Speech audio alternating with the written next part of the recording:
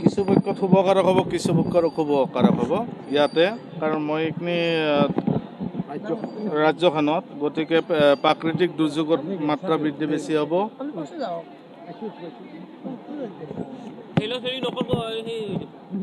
প্ৰথম মানে প্ৰাকৃতিক দুৰ্যোগটোৱে ক'ব পাৰক, কাৰণ প্ৰাকৃতিক দুৰ্যোগত সিমান এটা শুভকাৰক নহয়। গতিকে বতাহৰ মাত্ৰা বৃদ্ধি বেছি হৈছে, লগতে আমাৰ হিচাপতো বহাগ মাহতে ভূমিকম্প আহিব লাগে, এইটোৱে প্ৰয়োগত। গতিকে ভূমিকম্পৰ মাত্ৰা বেছি হ'ব। গতিকে ঘূৰ্ণী বতাহৰ মাত্ৰাটো বেছি, যোৱা বছৰো এইটো হৈ আছিল, এইটো বছৰতো সেইখিনিয়ে প্ৰভাৱ পৰি আছে। গতিকে গ্ৰহ সঞ্চাৰ হয় নাই সেই স্থানখিনিলৈ। গতিকে গ্ৰহ সঞ্চাৰ নহ'লে যিমান দিনলৈ থাকে সেই টাইমলৈ তাৰমানে কি বতাহ, ঘূৰ্ণী বতাহ, শিলাবৃষ্টি এইবিলাক চলি থাকিব। গতিকে 2027 চন এপ্ৰিলৰ 4 তাৰিখলৈ তাৰমানে দশাটো চলি আছে। এইটো প্ৰাকৃতিক যোনটো দুৰ্যোগ হ'ব এইটো আমাৰ সেইখিনি পক্ষৰ কাৰণে। গতিকে শৰীৰত কিছুমান ক্ষেত্ৰত মানুহৰো শাৰীৰিক ৰোগৰ মাত্ৰা এই বছৰটো বেছি হ'ব, কাৰণ যিহেতু ৰবি এই বছৰ ৰজা হৈছে, ৰক্তকাৰক গ্ৰহ এই বছৰত ৰজা হৈছে। তেওঁ আদি, তেওঁৱে সূৰ্য, তেওঁৱে পিতা। গতিকে শৰীৰত ৰোগৰ মাত্ৰা বেছি, বেছিভাগ ৰোগ হ'ব উদৰ পীড়া, চকু আৰু দণ্ড ৰোগৰ মাত্ৰা বৃদ্ধি বেছি হ'ব দিছে। শৰীৰৰ মানুহৰ মানসিক কষ্টটো বেছি হৈছে, যিমানে সুখ থাকিব সিমানে অশান্তি পাব এই বছৰ। ৰ'দৰ তাপমাত্ৰাটো বৃদ্ধি বেছি হ'ব এই বছৰত, তাপৰ মাত্ৰা বৃদ্ধি হ'ব। লগতে ৰবি আৰু শুক্ৰ সংযুক্ত হোৱাৰ কাৰণে কীট পতংগৰ মাত্ৰা বৃদ্ধি বেছি এইবাৰ। গতিকে কীট পতংগৰ পক্ষৰ পৰা এই বছৰত কৃষি সমগ্ৰ এইবিলাকো ধ্বংস হ'ব পাৰে তাৰ পক্ষৰ কাৰণে সেইখিনি। গতিকে বানপানীৰ ক্ষেত্ৰত আপোনাৰ ঠাই বিশেষে এইবাৰ বানপানী হ'ব, কাৰণ পানীৰ মাত্ৰা এনে হিচাপত খুব কম হৈছে, 50 পানী হৈছে। গতিকে পৃথিৱীত হৈছে 10 পানী। গতিকে কিন্তু এনেকুৱা হ'ব পাৰে যে ভূমিকম্প যেতিয়া আৰম্ভ হ'ব তেতিয়াৰ পৰা শিলাবৃষ্টি বা বানপানীৰ প্ৰভাৱটো বেছি হ'ব পাৰে এইটো পক্ষৰ কাৰণে, কাৰণ সাগৰত ধুমুহা বতাহৰ লগতো কথা আছে। যদি এই বহাগ মাহ বা জেঠ মাহতে যদি ধুমুহা বতাহ আহে বা ভূমিকম্প আহে তেতিয়াহ'লে পানীৰ মাত্ৰাটো বৃদ্ধি বেছি হ'ব এইটো পক্ষত। গতিকে তাৰে লগত এটা কিছুমান এইটো এনেকুৱা আছে, মই ইয়াতে লিখি থৈ লৈ আহিছোঁ যে শস্যৰ বৃদ্ধিটো মানে এইবাৰ কীট পতংগৰ মাত্ৰা বৃদ্ধি বেছি। গতিকে কীট পতংগৰ মাত্ৰা বৃদ্ধি বেছি, শস্য নাশ হ'ব পাৰে। কিন্তু তাৰ পক্ষত কিছুমান পক্ষত ইয়াতে শুভকাৰকো আছে, সেনে পক্ষত যিহেতু বুধ আছে, শনি আছে, এইবিলাক যিবিলাক ৰাজা মন্ত্ৰী আছে তাৰ পক্ষৰ কাৰণে কিছুমান ফলৱতী হ'ব পাৰে এইটো পক্ষত। বা শস্যবিলাক যিমানে নাশ হয় নাশ বৃদ্ধি মানে কি নাশবিলাক নহ'ব পাৰে। ভাৰতৰ মাননীয় প্ৰধানমন্ত্ৰী নৰেন্দ্ৰ মোদী, মই এইবাৰ তেওঁৰ জন্ম পত্ৰিকাখন লৈ আহিছোঁ যে 17/9/1950 চনত ৰবিবাৰ অসমৰ দিবা 12:09 জন্মস্থান হৈছে হাৰঘৰ নগৰ, গুজৰাটত তেওঁৰ জন্ম। নক্ষত্ৰ হৈছে অনুৰাধা নক্ষত্ৰ, এইবাৰ 17 নম্বৰ নক্ষত্ৰ। তেওঁ 27 চন 7 ডিচেম্বৰলৈ আগখিনি সম্পূৰ্ণ শুভকাৰক, যিখিনি তেওঁ দেশ চলাব। গতিকে সেই স্থানখিনি গোটেইখিনি শুভকাৰক। যিমানখিনি শত্ৰু বৃদ্ধি বাঢ়ে শত্ৰুবিলাক নাশ হ'ব, মনৰ আগ্ৰতা বৃদ্ধি হ'ব। তথাপিও আমি এটা কথা আমি কিছুমান গণনাত আমি কওঁয়ে, জন্মিলে 6 মাহ পুষ্পিতা হ'লে 3 মাহ। গতিকে যিখিনি শুভকাৰক হ'ব 6 মাহ আগৰ পৰাই হয়, যাৰ বেয়া হ'ব 6 মাহ আগৰ পৰাই। গতিকে অলপ বাটাৰ প্ৰভাৱ পৰিছে এইটো নৰেন্দ্ৰ মোদীৰ তাতে। বাটাৰটো কেনে বাটাৰ? এইটো হৈছে আপোনাৰ গুপ্ত শত্ৰু বৃদ্ধি, মানসিক কষ্ট। দ্বিতীয়তে কিছুমান বিদেশৰ লগত অলপ অমিল হ'ব পাৰে তেওঁ বিদেশী ক্ষেত্ৰত। গতিকে সেইবিলাক ক্ষেত্ৰতে তেওঁ অলপ সাৱধান থকাটো মংগলজনক। মই ইয়াত লিখি আছোঁ যে মংগল শুক্ৰৰ দশা 30 ডিচেম্বৰ 2026 চনলৈ শাৰীৰিক ৰোগ, স্ত্ৰীৰ পৰা সাৱধান, অৰ্থাৎ মাইকী মানুহৰ পৰা সাৱধান তেওঁ এইটো। গতিকে শত্ৰু বৃদ্ধি আৰু বেলেগ বেলেগ কিবা হ'ব পাৰে নানা ক্ষেত্ৰত। এইটো আপোনাৰ 30 ডিচেম্বৰ 2026 চনে, কাৰণ দশা সম্পূৰ্ণ হ'ব কাৰণে স্ত্ৰীকাৰক দশা চলি আছে। মংগল শুক্ৰৰ দশা চলিছে, শুক্ৰটো স্ত্ৰীকাৰক গ্ৰহ। গতিকে স্ত্ৰী পক্ষৰ পৰা সাৱধান থকাটো শুভকাৰক। 31 ডিচেম্বৰৰ পৰা 2007 চন 7 ডিচেম্বৰ 2027 চনলৈ ৰাহুৰ দশা অতি বেয়া। ৰাজনৈতিক ক্ষেত্ৰতেই হওক বা শাৰীৰিক ক্ষেত্ৰতেই হওক শুভকাৰক নহয়। গতিকে এইটো হৈছে আপোনাৰ 7 ডিচেম্বৰ 31 ডিচেম্বৰ 2026 চনৰ পৰা 7 ডিচেম্বৰ 2027 চনলৈ এইখিনি এটা শুভকাৰক হৈ চলি আছে বৰ্তমান। গতিকে তাৰ পিছত 8 ডিচেম্বৰৰ পৰা ৰাহুৰ দশা চলিব। এইটোতো সম্পূৰ্ণ তেওঁৰ বেয়া দশা, কাল দশা। গতিকে ৰাজনীতিৰ ক্ষেত্ৰত এইটো শুভকাৰক নহয়। গতিকে সেইখন পক্ষই স্থানখনো শুভকাৰক নহ'ব, বহুত গণ্ডগোলৰ সৃষ্টি হ'ব তাতে। গতিকে আগে ক'লোৱে মই যে মাইকী মানুহৰ পৰা সাৱধান এইটো বছৰত। গতিকে তথাপিও তেওঁৰ যদি আচলমতে প্ৰধানমন্ত্ৰী স্থান হিচাপৰ সাল সলনি হ'ব লাগে 27ৰ পিছত ভাৰতবৰ্ষৰ প্ৰধানমন্ত্ৰী সাল সলনি হ'ব লাগে। গতিকে এই এটা স্থান মানে চলি আছে যে প্ৰধানমন্ত্ৰীৰ স্থান সাল সলনি হ'ব পাৰে।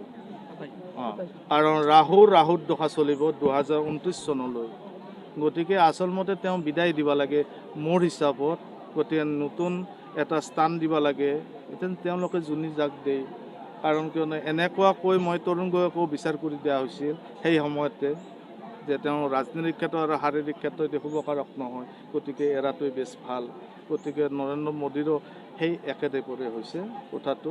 ৰাহুৰ দশা, তেওঁৰ ৰাহুৰ দশাটো শুভকাৰক নহয়।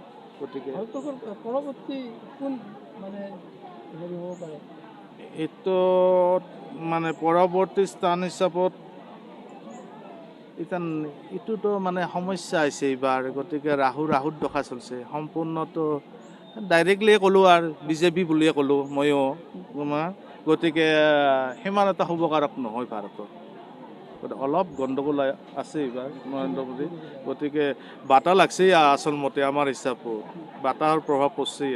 গতিকে আচলমতে ত্যাগ কৰিবই লাগে আৰু 27টো নপৰা আগে বাপাও কোনো কথাই নাই। তেওঁতো লগ্ন কুম্ভ লগ্ন শ্ৰেষ্ঠ, তেওঁ যোগীৰ। গতিকে তেওঁ হৈছে শ্ৰেষ্ঠ। গতিকে হেমন্ত বিশ্ব শৰ্মাৰ যোগী একেই বুলি ক'ব পাৰে ইটো পক্ষত। গতিকে বহুতখিনি ভাৰতৰো বহুতটা স্থান শুভকাৰক হ'ব। অসমৰ ৰাজনীতি কেনেকুৱা হ'ব? অসমৰ ৰাজনীতিত বৰ্তমান শুভকাৰকে। ইয়াতে হেমন্ত বিশ্ব শৰ্মাৰ এটা মই লেখাই আছে যে মাননীয় হেমন্ত বিশ্ব শৰ্মাৰ জন্ম হৈছে 1/2/69 চনত, মাঘ মাহ 18 মাঘ শনিবাৰ। সময় হৈছে প্ৰাতঃ 5:55। জন্ম হৈছে যোৰহাটত তেওঁ। গতিকে 15 বছৰ নক্ষত্ৰত জন্ম লৈছে, চতুৰ্থ ভাগ্যচৰণত জন্ম। বৰ্তমান কিন্তু ত্ৰিপাপৃষ্ঠ টেম্পাৰটো বেছি আছে, তেওঁ খংটো বেছি বৰ্তমান। গতিকে ইটো পক্ষৰ পৰা অলপ সাৱধান, কাৰণ ত্ৰিপাপৃষ্ঠ আছে। ত্ৰিপাপে মৃত্যু বুলি কয়।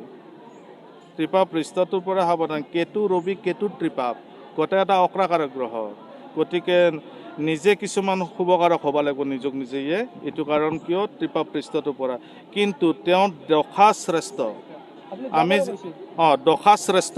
গতিকে যোৱা বছৰ শুক্ৰ দশা শপত গ্ৰহণ সময়ত 10 নৱেম্বৰ 2027 চনলৈ তেওঁ শুক্ৰৰ দশা চলি আছে 26লৈ। গতিকে উত্তম দশা, তেওঁ শ্ৰেষ্ঠ দশা যোৱা বছৰত শপত গ্ৰহণ কৰে। কিন্তু বৰ্তমান তেওঁৰ এইবাৰ আমি যে জন্ম নক্ষত্ৰ দি উলিয়াই বাহিৰ কৰিছোঁ যে মানে কি আপোনাৰ শুক্ৰ বৃহস্পতিৰ দশা চলি আছে 23 ফেব্ৰুৱাৰী 2027 চনলৈ। মধ্যম দশা গুৰু কেশৰী যুগ বুলি কয় ইয়াকে। কাৰণ কিয় তেওঁ ভাগ্যতো গুৰু কেশৰী যুগ আছে, কাৰণ তেওঁ হৈছে মকৰ লগ্নৰ মানুহ। গতিকে মই জীৱনত প্ৰথমেই তাৰমানে মুখ্যমন্ত্ৰী বহুত বছৰে গণনা কৰিলোঁ বৰপেটা সত্ৰত। গতিকে এনেকুৱা কুণ্ডলী হয়তো কোনো মুখ্যমন্ত্ৰীৰে নাই বুলি ক'লোঁ ইয়াতে। কাৰণ যিহেতু তেওঁ মকৰ লগ্ন, শনিৰ ক্ষেত্ৰত জন্মগ্ৰহণ হৈছে। ভাগ্যত বৃহস্পতি আৰু কেতু আছে, দৈত্যগুৰু তেওঁক দেখাই দি আছে। শনিৰ ক্ষেত্ৰত যিহেতু জন্মগ্ৰহণ হৈছে, শনি ইটো বছৰত 3য় স্থানত তেওঁ জন্মতে য'তেই আছিল শনি, সেই স্থানতে শনি বহি আছে। গতিকে যিমানে তেওঁৰ পাপযুক্ত গ্ৰহই ঘেৰি নধৰক কিয় শনিৰ বুদ্ধিত নানা পক্ষত ফলৱতী হ'ব তেওঁ। কিন্তু 2 মাঘৰ পৰা ৰাহু কেতুৰ প্ৰভাৱ পৰিব 1 বছৰ 6 মাহলৈ সাৱধান। ইংলিছটো মই ক'ব পৰা নাই। 2 মাঘৰ পৰা ৰাহু আৰু কেতুৰ প্ৰভাৱ পৰিব। সেইটো 1 বছৰ 6 মাহলৈ। তাতে মই লিখি থৈ দিয়া আছে কলহ, হাই কাজিয়া, অভিমান, মানহানি, মনকষ্ট, নানা ক্ষেত্ৰত সাৱধান তেওঁ। যিকোনো ক্ষেত্ৰতে ফাইল থওঁতে কিবা থওঁতে মানৱতা কৰোঁতে ইত্যাদি এইবিলাক নিজে সাৱধান হোৱাটো বিৰাট আৱশ্যক। 2 মাহৰ পিছত 2 মাহৰ পিছত সম্পূৰ্ণ 1.5 বছৰ থাকোঁ। দ্বিতীয়বাৰৰ কাৰণে দ্বিতীয়বাৰৰ কাৰণে কোৱা হৈছে কওক আপোনাক। ৰাজনৈতিক ক্ষেত্ৰতো কওক তেওঁ। তেওঁৰ ৰাজনৈতিক ক্ষেত্ৰতো ঠিকে আছে, ৰাজনৈতিক ক্ষেত্ৰতো কিন্তু 2 মাঘৰ পৰা মুখ্যমন্ত্ৰী ডক্টৰ হিমন্ত বিশ্ব শৰ্মাই দ্বিতীয়বাৰলৈ আসন গ্ৰহণ কৰিব। আসন কিমানমান পাব? কিমানখন আসন? আসনৰ মোৰ হিচাপত গণনা কৰি ওলোৱা মতে 85 বা 90খন আসন একেবাৰে স্থান লৈ আছে।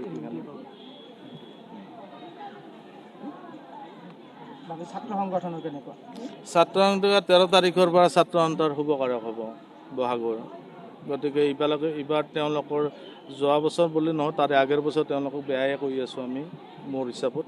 গতিকে এইবছৰ তেওঁ বুধাৰিত্ব যোগ পাব অল ছাত্ৰ সন্থাই, একলাই ছাত্ৰ সন্থাই নহয়, বাকী যিবিলাক সংগঠন আছে প্ৰত্যেকটা সংগঠনে বুধাৰিত্ব যোগত ভোগ কৰিব। গতিকে নতুন নতুন কাম হাতত ল'ব পাৰিব, তেওঁলোকৰ মংগল হ'ব আৰু যিকোনো ক্ষেত্ৰতে তেওঁৰ সমস্যা সমাধান হ'ব অল ছাত্ৰ সন্থাৰ। অন্যান্য ৰাজনৈতিক আন্দোলন হ'ব আপোনাৰ অসমত অলপমান আন্দোলন হ'ব পাৰে এইবাৰ, কাৰণ এইবাৰ আমাৰ হেমন্ত বিশ্ব শৰ্মা অলপ গণ্ডগোল আছেতো। গতিকে ৰাহু কেতুৰ প্ৰভাৱ পৰিয়ে আছে। গতিকে ৰাহু কেতুৰ প্ৰভাৱ পৰে, তেওঁ কথা কওঁতে অলপ বেলেগকৈ হ'ব পাৰে, এইটো কথা। কাৰণ আমি এটা কথাই কওঁ, কেতু পালে সেইটো আৰু বুদ্ধি নকৰে, গতিকে বুদ্ধি ভ্ৰষ্ট হ'ব পাৰে। তাৰ পক্ষতেও সপ্তম স্থানত কেতু বহিছে, মাথাত ৰাহু বহিব। গতিকে ৰাহু মাথাত বহিছে মানে দেহাটো সাৱধান, এক্সিডেণ্টটো খুবেই সাৱধান। তাৰে পক্ষৰ কাৰণে শত্ৰু বৃদ্ধি হ'ব পাৰে। গতিকে চবখিনি ক্ষেত্ৰতে সাৱধান, যিমানখিনি চিকিউৰিটি ৰাখিব সেইখিনিকো সাৱধান তেওঁ, কাৰণ কিয় ৰাহু আছে কাল ইয়াকে। গতিকে সপ্তম স্থানত কেতু পাইছে, কাৰণ তেওঁৰ বস্তু যে চুৰ হ'ব এইটো চিয়'ৰ। গতিকে চুৰ হ'ব পাৰে, হেৰাব পাৰে, ভুল হ'ব পাৰে, মানসিক কষ্ট ল'ব, দেহাৰ ৰোগ বৃদ্ধি হ'ব পাৰে, এইবিলাক নানা ক্ষেত্ৰত তেওঁ ভুগিব পাৰে। এইটো 2 মাঘৰ পৰা 1.5 বছৰ। গতিকে তাৰ কাৰণে কি কি প্ৰতিকাৰ কৰে তেওঁলোকৰ জ্যোতিষী আছে, তেওঁলোকৰ মতে কৰিব এইটো। আৰু অন্যান্য ৰাজনৈতিক দল হওক, বিৰোধী ৰাজনৈতিক কংগ্ৰেছেই হওক, অন্যান্য কংগ্ৰেছতো মইতো আজি বহুত বছৰ আগতে কৈ আছে তেওঁলোকৰ ভাল নহয়, তেওঁলোকৰ বহু বছৰলৈ ভাল নহয়, এইটোতো শুভকাৰক নহয়ে কংগ্ৰেছৰ। ইয়াতে যোৱা বছৰো কোৱা হৈছে তেওঁলোকৰ, আৰু ভাল হ'ব লাগিলে বহু বছৰ লাগিব, বহু বছৰ, অলপ বছৰ নহয়। তাৰমানে সম্পূৰ্ণ তেওঁলোকক কাল পাই আছে। এইটো মই তৰুণ দিনৰ পৰাই কৈ আছোঁ। সেই সময়তে কোৱা হৈছিল যে ৰাজনীতি ৰাজাত যেতিয়া তোমাৰ পাপযুক্ত গ্ৰহই বেৰি ধৰিব, তেতিয়াহ'লে প্ৰজাকো সেইকেইটা গ্ৰহই আৰম্ভ হয়। আজি যিহেতু মই 2 মাঘৰ পৰা হেমন্ত বিশ্ব শৰ্মাক বেয়া বুলি কৈছোঁ যে ৰাহু কেতুই পাব, গতিকে প্ৰজাকো সেই ৰাহু কেতুই পাব। কাৰণ ৰাজাৰ যদি মানসিক কষ্ট হয়, প্ৰজাৰো মানসিক কষ্ট হ'ব লাগিব, এইটো নিয়মেই। গতিকে তেওঁলোকৰ যি সময়ত তৰুণ গগৈৰ বেয়া আছিল, সেই সময়তে বেয়া আৰম্ভ হৈছে কংগ্ৰেছৰ। কিন্তু এই বেয়াটো শুধৰণ কৰাটো হৈছে গৌৰৱ গগৈ। কেনেকৈ শুধৰণি কৰিব তেওঁৰ জন্ম পত্ৰিকাত কি আছে, তেওঁ চলাব পাৰিব না নৰে, এইবিলাক হৈছে তেওঁৰ জন্ম কুণ্ডলীৰ পৰা। কিন্তু যিহেতু তেওঁ সভাপতি, তেওঁৰ কুণ্ডলী মতে চাব লাগিব। আৰু যদি চেঞ্জ হৈ সাল সলনি কৰি দিয়ে যে তেওঁক বাদ দিছোঁ গৌৰৱ গগৈ বেলেগ একজনক দিম, তেতিয়াহ'লে কথাটো বেলেগ হ'ব। সেইটো কিন্তু নিয়ম। গৌৰৱ গগৈ ৰাশি মতে আমি বিচাৰ নকৰোঁ, কাৰণ গৌৰৱ ৰাশি হিচাপততো বহুত, কিমান হেমন্ত বিশ্ব শৰ্মা আছে, বৰপেটাতে আছে আমাৰ, চবৰে একে হ'ব নোৱাৰে, এইগিলাখান মিছা কথা। তাতে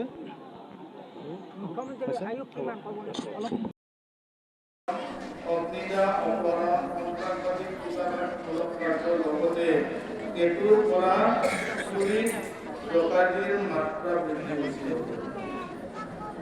লগতে ৰাহুৰ নিৰ্দেশত সন্ত্ৰাসবাদীয়ে হত্যাৰ আঁচনি ল'ব পাৰে। এই বছৰত জলাধিপতি শনি হোৱাৰ লগতে 8ম স্থানত ৰাহু চন্দ্ৰ সূৰ্যক্ৰমে দেশৰ কোনো অঞ্চলত খৰাং বতৰ, অনাবৃষ্টি, অতিবৃষ্টি ঘটাৰ আছে। 9ম স্থানত শনি মংগল, লগতে বুধ অৱস্থান থকাৰ ৰাজনৈতিক নেতাৰ মাজত সন্দেহ আৰু বিবাদ সৃষ্টি হ'ব পাৰে। দেশৰ মুছলিম মৌলবাদী সংগঠনসমূহে প্ৰায় শনি মংগলৰ পৰা ৰাজনৈতিক গুৱাহাটী পাৰ কেনে গৈছা